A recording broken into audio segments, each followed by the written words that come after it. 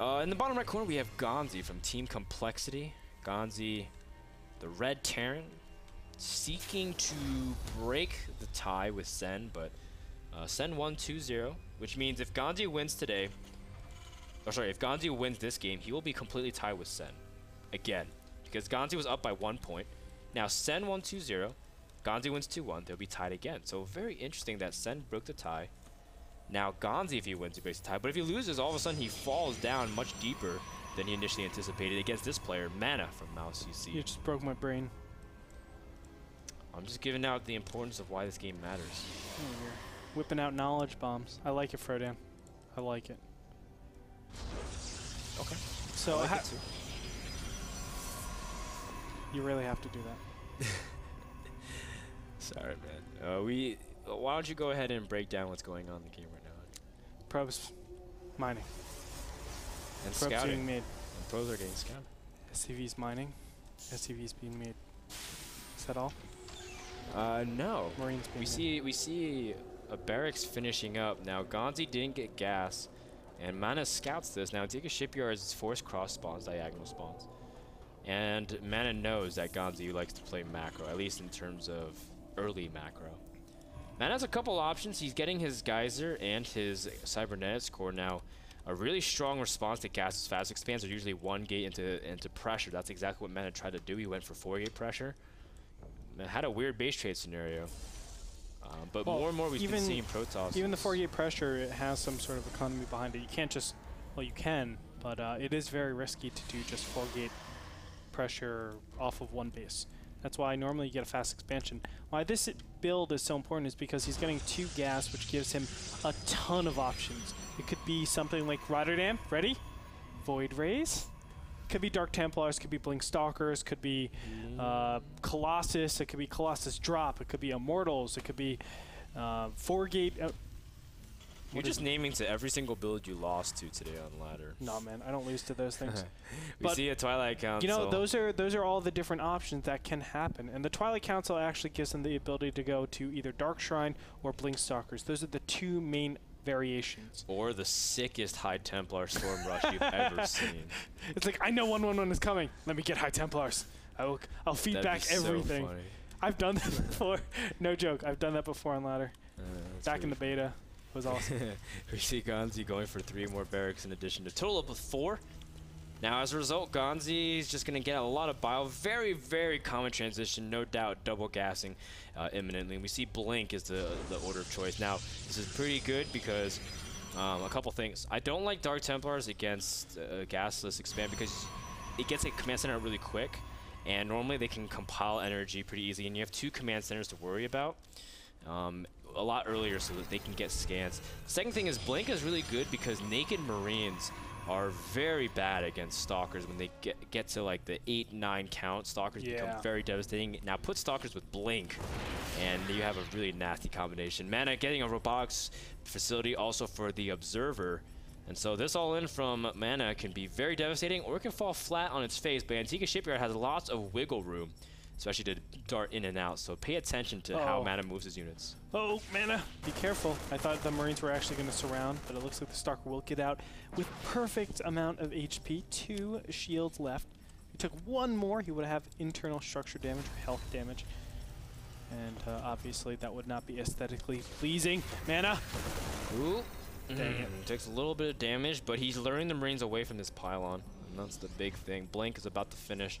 Few more Stalkers now rejoining this, and MaNa's completely okay. He actually wants to kind of engage here in a favorable spot, because if the Marines ever retreat, he can blink and ahead of them and catch them. MaNa just has to be really cautious with his control. He's taking a lot of damage on the Stalkers, more than he needs to.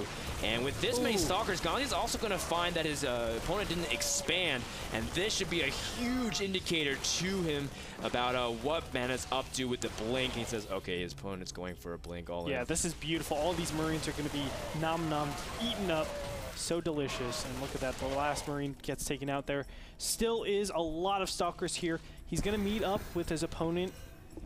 And it looks like it's, I mean, he's been able to tech. I love this bunker placement. Yeah. This is like the clutch So bunker smart. placement that you need. Another thing I would like him to have is actually like a supply depot right here. Probably just to see in the site over there. Yeah, but at the same time, GanZi, his biggest priority is because even if the Stalkers do get into the shrouded area, Stalkers can't see it either. GanZi's evacuating his natural. Very key play indeed. MaNa's gonna try to hold his front on 2 different spots. Can he get it? And this Orbital Command is dropping pretty low, but a lot of Stalkers are taking damage from the SEVs, not really being micro back, but MaNa's just trying to bait it for now to absorb as much damage as possible. Has the Observer, so he can pick off units there. He blinks forward. MaNa going for it. It looks like GanZi's gonna try to see if he can send his SEVs to try to trap the remainder of the units, pulling everything from the bunkers. Marauders are about to come out, which will help a lot. MaNa does blink away and does save some of his units. Beautiful scan, by the way. Taking out the Observer is one of the most critical things that you have to do. It forces MaNa to remake another Observer. That is theoretically another Stalker, 1.5 Stalkers, because of the amount of gas it takes, and you really want that Stalker count to be up as high as possible.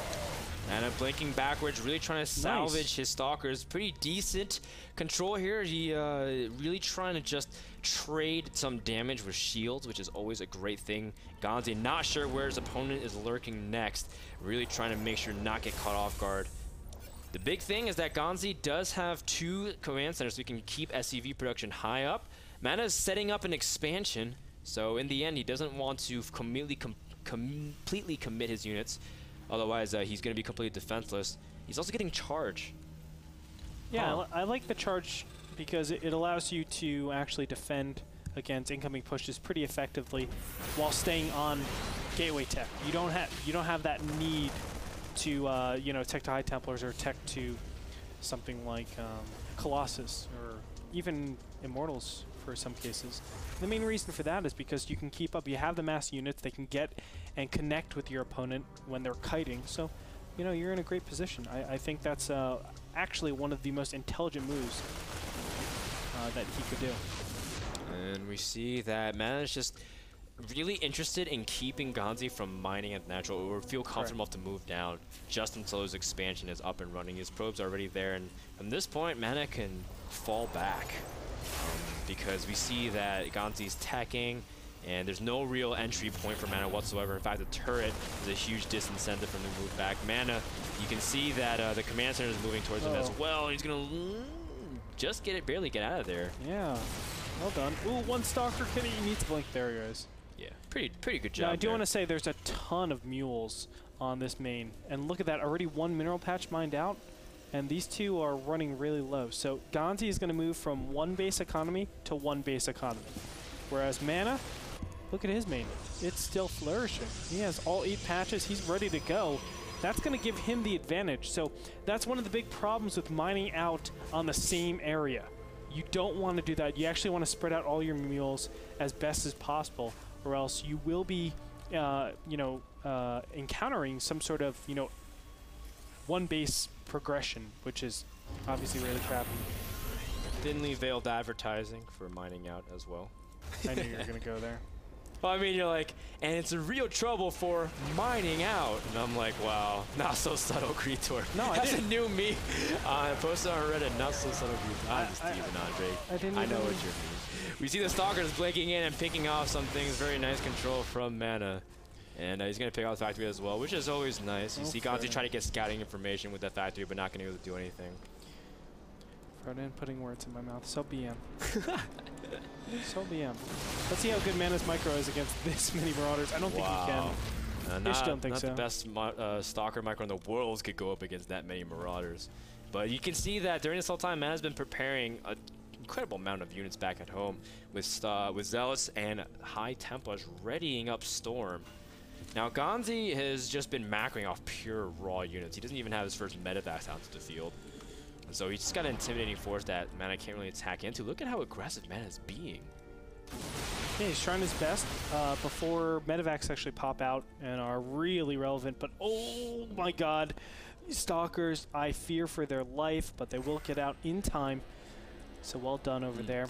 I do want to say really quick that the upgrade advantage is going to go very heavily towards GanZi. He's sitting at 1-1.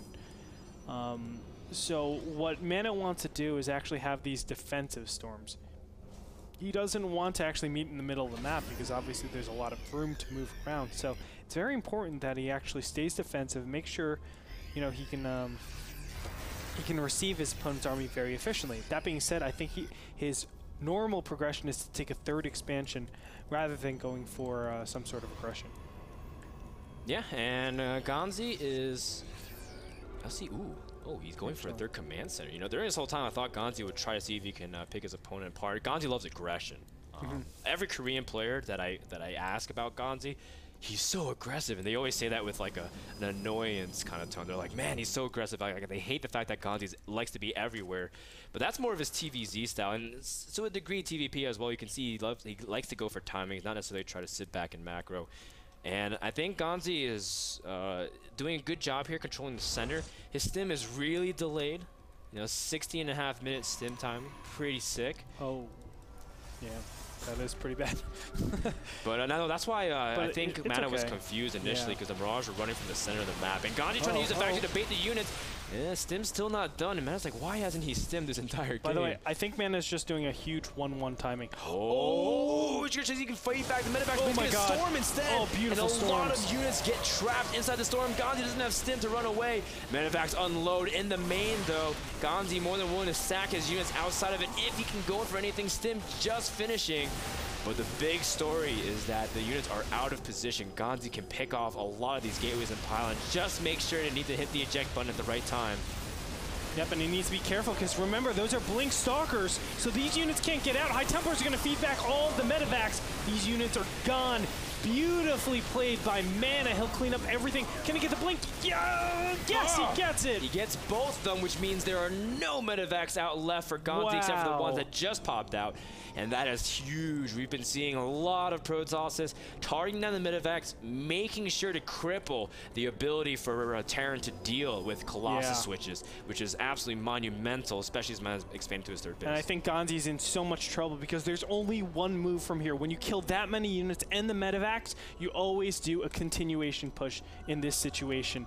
And GanZi taking the third base, this is a little off-timed. He hasn't been able to get the production line to deal with this. And that's a problem. High Templars are still a problem. Army tab, let's look at that really quick. Advantage for MaNa. So he's looking all around much better than his opponent. Look at this, the third is actually gonna have to be evacuated. Counter drop is coming over here though. Can MaNa be able to clean this up? Not sure. We see the Marines and Marauders doing a really good job. Now, if he targets down some really key buildings, he can really shut it down to push out the natural. GanZi trying to buy time with his barracks. You can see he doesn't have his ghosts out for EMPs. He has his Ghost Academy finished, but it's at the natural and doesn't really have time to buy. The High Templars are ready to storm whenever he can. GanZi bunching up at the ramp, has to be extremely cautious. If for some reason MaNa's able to get a force field down, instantaneous storm, but the drop in the main still doing incredible amounts of damage as GanZi is cleaning up a lot of production abilities. MaNa knows the time is taking a storm on the units at the top of the ramp. The Zell is trying to get into the engagement as well. Ooh. Storm's pushing back the units, and GanZi's still holding very nicely. The storms are not connecting. MaNa's missing them, and he's running his units straight up the ramp, trying to deal with anything. My gosh. GanZi is able to snipe a lot of units as well. The main drop is still going, cleaning up the entire base, Andre. I think, my god, GanZi, with sheer aggression and great positioning, is going to be able to take this game. Absolutely phenomenal play coming in from him. And look at that, 2 nice storms, but it's not going to be enough. Great split is able to actually get rid of all these zealots. It's going to be GG. I can't see it. GG!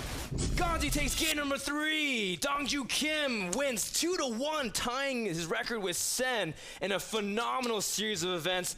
Being able to control at the main and being able to have patience, knowing to evacuate the third, protecting the ramp, avoiding the storms, doing it without ghosts against Zealot Archon with upgrades and storm. You gotta be kidding me. This is great play from GanZi, a well-deserved win. He had no economy. His main was mined out. His natural and third were lifted. They couldn't do anything. So it's such a shame, but man, if he just defended against that drop, obviously he's in a big advantage there. But my god, GanZi just did the perfect decisions to lead to that win. I felt like it was in MaNa's fingertips. He could feel it. He could feel the win, and then just slipped away from him, and GanZi took it. He stole it from him. GanZi snatching one from the depths of the earth, being able to summon a huge win all thanks to the power of GameMinder. GameMinder, the smartphone application that reminds you about NASL broadcasts. I'm not ashamed to plug it. Check them out at hanalabra.com. Guys, we're going to do a daily recap as well as predictions and a couple announcements as well as reminders. Speaking of GameMinder. So don't go anywhere. We're about to finish up the day here at Week 7 Division 3 here at NASL Season 3.